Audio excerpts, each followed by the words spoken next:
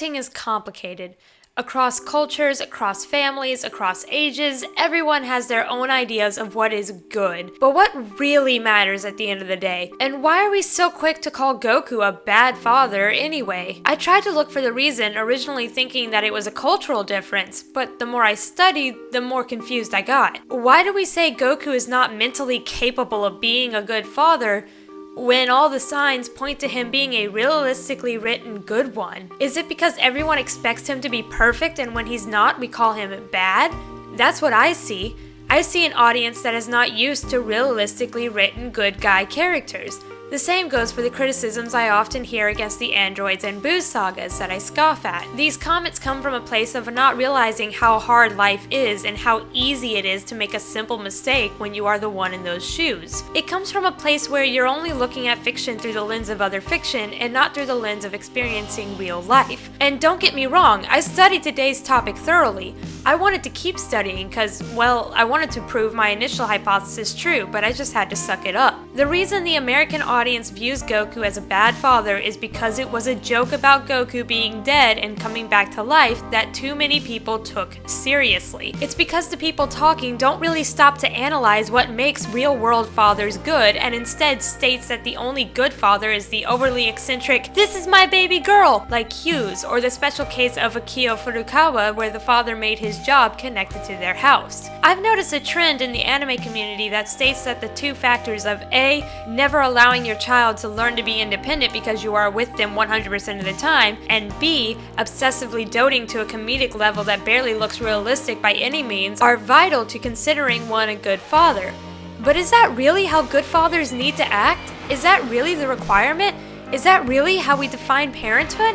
What real-world examples do you people have that these are the only ingredients to a good parent? There is a third element to the community though, and that's the Tsundad. A dad that shows no real signs of being one of the two, but their very nature of Tsundad creates a fun, fan-made fantasy of the father being points A and B to, once again, comedic levels that hardly make any sense for the real world. Behind closed doors. Off-screen, where no evidence of such is actually shown but rather just happily assumed. What's your evidence that points A and B aren't what is considered good? I hear you cry. Well, sit back and take a listen, because I read real-world books by real-world psychologists on the subject. If we don't take our cues from the real world, then what is art even for? Art is a magnification of real-world experiences carefully designed by experts to purposefully resonate with us. Us! Human beings who have been experiencing the real world, not aliens that have only anime as a reference point.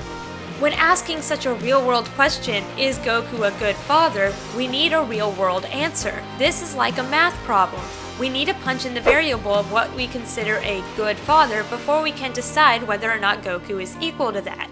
Meg Meeker, MD, talks at length about what is considered a good father, and being your child's hero is a factor in that. She says, think about heroes. They protect people. They persevere. They exhibit altruistic love. They are faithful to their inner convictions, and they understand right from wrong and act on it. No fireman counts the odds when he runs through sheets of flame and showers of concrete to save just one terrified person. Heroes are humble, but to those they rescue, they are bigger than life.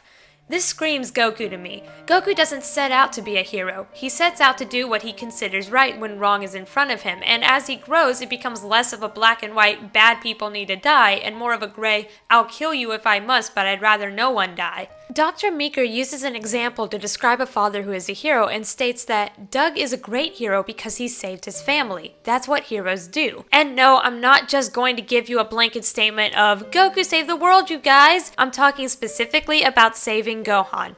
I'm talking about Goku sacrificing his life against Raditz, all to save Gohan.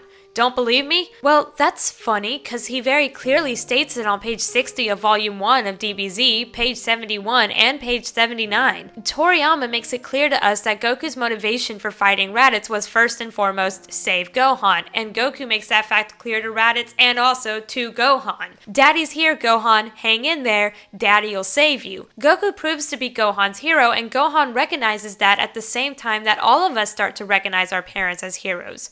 when we've matured. Once Gohan is mature in the Buu saga, he recognizes Goku as his hero. Not only does Dr. Meeker say that heroes see a battle through until the end, they never run away, which describes Goku as a hero as well, but she also says that even if her IQ is higher than yours, she can't make decisions as well as you can, which puts a bit of a damper on the Gohan knows what's best for Gohan arguments that I've seen around. Keep in mind though that this isn't about whether or not you consider Goku a hero, it's whether or not Gohan does, and Gohan makes it clear by the Buu saga that he sees Goku as a hero. But enough of defending Goku's hero status. Ugh, that feels so dirty that I have to do that. I really don't understand this fan base. Let's approach another facet of parenting since, let's be honest, simply being your kid's hero is not the only important factor here. Miss Susan Stifelman, MFT, says in her book Parenting with Presence that there are 4 modalities of interaction of which one is the best. These are passive, passive-aggressive, and assertive. Today we're going to focus on passive, aggressive, and assertive because one of these is Piccolo, one is Goku, and one fits Atsushi Yadomi from Anohana better than it does Goku despite popular fan opinion. And of course I can't ignore the Piccolo problem when discussing Goku's parenting. Heck, we could probably call my Gohan and Piccolo's relationship a double take video a companion piece to this one. Every tiny detail I bring up is important to understanding the final conclusion.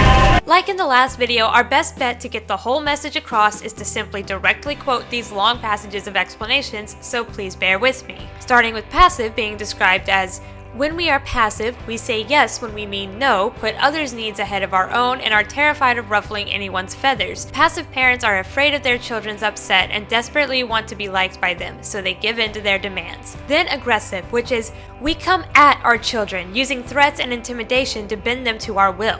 It may look effective on the outside, the misbehavior stops, but this approach comes at a high price. Our children cannot feel close to us because we are not emotionally safe. Next is the really long one, assertive. The captain of the ship in our children's lives. In this mode, we maintain healthy boundaries with our children, allowing them to have their needs, wants, feelings, and preferences without making them wrong when they don't nicely overlap with our own. We don't need our children to like us, and we are not afraid of their unhappiness, recognizing that if we fix all their problems, we are impairing their ability to develop true resilience. Our children know that they are loved for who they are, not for what they can do for us. Piccolo, or how their achievements make us look to others. When we are assertive, we can acknowledge that our children may not want to do what we ask without taking their complaints personally or escalating the disagreement into a power struggle. We empathize with their position, allowing them to feel what they feel, but we are not reluctant to set limits that may disappoint them. Personally, I think it's obvious which is which and who is who. Starting with discussing passive and how I don't believe it fits Goku, let's look at the anime Anohana. Genta's dad, Asushi, openly admits to purposefully taking a laissez-faire approach, which basically means a policy or attitude of letting things take their own course without interfering. He believes in a way of parenting that involves, well, not being involved. He's at home and he talks with his son, but for the most part he lets his kid do whatever he wants and doesn't bother him, even allowing him to skip school. Whether this is caused by his wife dying or not is up in the air, but at the end of the day, it's evident by how ill-prepared for the real world Genta is that he has suffered for this. Being allowed to skip school is what caught him in the anxious spiral of worrying about other students and teachers whispering about him skipping so much so that he'd rather just avoid the issue. Instead of being forced to confront his fears either by being forced to go to school or by explaining to his dad about why he doesn't want to go, Genta is caught living with an avoidance attitude.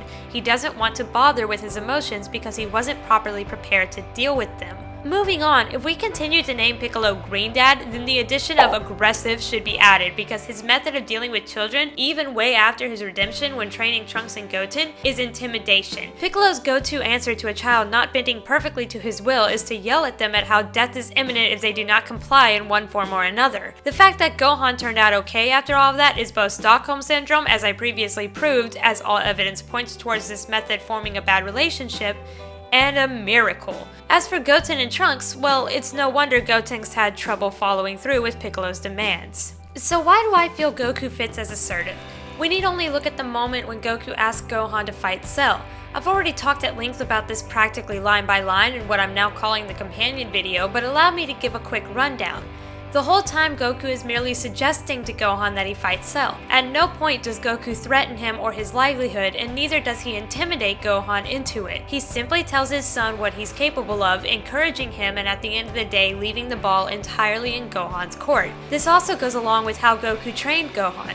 Goku was assertive in pushing Gohan, but not intimidating at an unhealthy level. Once again, this is dissected carefully in the previous video. Comparing the way Piccolo speaks to Goten and Trunks to how Goku talks with them is further evidence of the differences between how these two handle children. The whole time, Goku is talking with the kids on an equal level, only raising his voice once to get them to dry their tears because of the stressful situation, where letting them cry it out would take too long, and even then he apologized immediately after because he knows that that was aggressive parenting. He answers whatever questions they have and asks them to try these moves out for him, and it's evident by how Goku was able to talk Trunks into getting the radar that he formed the right impression. Piccolo responds to Goten's attitude of asking what they're supposed to learn from the person who was knocked out while his son was killed with anger and insults at the ready. But Goku calms Piccolo down and validates Goten's feelings, turning the question into an opportunity to encourage the boys to do what is needed. Goku acts as captain of the ship, not only for the kids, but the whole group. Remember Goku mentioning that he wanted to fight the androids? He didn't ask everyone to follow him, but they did. Some because they too wanted to fight, and others because it's Goku. Either way, they all happily follow Goku. Why is that? It's because he's assertive. It's why they would never follow Vegeta, but we're talking about children and fatherhood here. Let's not get too carried away. Why do we think Gohan listened to Goku and understood his plan? Oh yeah, he knew Goku's plan from the beginning. He told Cell himself, don't forget that. An interesting story. It's because there's a fatherly connection between the two of them that was not built by years of fear, but rather years of skinship, where the little time they had spent together left a lasting impression. I'll get to skinship in a second, but for now, Parenting with Presence states that when children feel a connection with the person making a request, their instinct to cooperate is awakened, naturally inclining them to comply. Gohan's natural instinct was to listen to his dad because of that natural connection. It is evidence of Goku's parenting style being to be assertive, the style that Parenting with Presence states is the best way to raise a child. Again, this isn't about whether or not you feel that you would have a connection with Goku, it's about whether or not Gohan has a connection with Goku. Before we put this book down and move on to Skinship and Goku's absences, let's talk about how Goku handles sacrificing his life against Cell to save the Earth. The trick isn't making the unpleasant experiences go away, it is making peace with them. As far as Goku was concerned, this was the best course of action for everyone involved because his son almost died against a threat that was built to destroy Goku. He had decided that he wasn't worth the trouble of Namek. As far as Goku was concerned, he was better off dead, and instead of telling Gohan to ignore the pain of loss, he helped him to move past it. He helped Gohan to accept that Goku would be fine and so would the Earth. Goku talked Gohan through the bad feelings like a good parent should. Now, I keep dropping the term skinship, but what does that mean? Well, it's a Japanese concept that rarely involves physical proximity or touch. It's a concept that means that there is a lasting impression of the loved one even when away. The book, The Japanese Family, Touch, Intimacy, and Feeling, states that skinship in father-child relationships seems to be manifest in different ways than mother-child relationships. There seems to be more subtle ways to be intimate, ways that do not necessarily involve close physical proximity, but which still make the father feel close with his child or children. Fathers are not there much. After all, in Japan, the societal roles state that a good mother is her children and a good father is his work. It matters not how long the father is away, so long as he leaves a lingering presence when he is there. I repeat, it matters not how long the father is away, so long as he leaves a lingering presence when he is there. What does Goku do when he's home? Either he's cosseting Gohan, holding him, protecting him, training with him, or fishing with him. Goku is present. All times when he is separated can be compared to a Marine being missing in action or a singer on tour. There's actually a great Linkin Park song about how the work is for the family, so he asks for his children to understand his absence. Y'all should check that out. The book continues to state that the relative absence would highlight his devotion of time to his children when he is home. The amount of times that Goku is away only makes the time he does spend with his kids, which is a lot of the time he's home, don't mistake that, all the more meaningful. It's funny that a bunch of anime fans who claim to be thinking about Japanese culture when they talk about these characters conveniently leaves all this out. It's even in other anime, such as Clannad, and how Tomoya hates that his dad is home all the time. As for Goku's mistakes of believing too much in Gohan and later in Goten and Trunks, well, that's accounted for too. I'm amazed that those are Goku's only two mistakes, because my own parents have made some world-ending mistakes that have lasting impressions on my life, but I still wouldn't trade them or how I was raised for anything. Why? Because despite the mistakes, there's honest love and honest want to do the right thing. When my parents make a mistake, I find it easy to forgive them because their reasons for their mistakes were pure and were in my best interest. The same goes for Goku. When I say that those mistakes are accounted for, I mean back in the first book we looked at by Dr. Meg Meeker. We talked about how difficult it is for parents to be realistic about their own children, because we want them to make good decisions. We assume they will. We want to believe our kids are stronger, more mature, and better capable of handling situations than other kids, and that's when mistakes happen. Even she recognizes that this is an easy pitfall to fall into, and I believe the evidence I have shown shows that the fact that Goku made this mistake only twice makes him a pretty great dad. So, your move, elitists who claim to have the perfect idea of Japanese culture and parenting. Your move, people who state simply being around makes you a good parent. Your move. As always, I'd like to give a special shout out to my patrons today for their extra support. Hi, this is Krillin. And listen, guys, you really need to subscribe to Kyrie, because if you do, she might even do a video about me. Wouldn't that be cool? Do it! Say it! Do what you gotta do. Bye.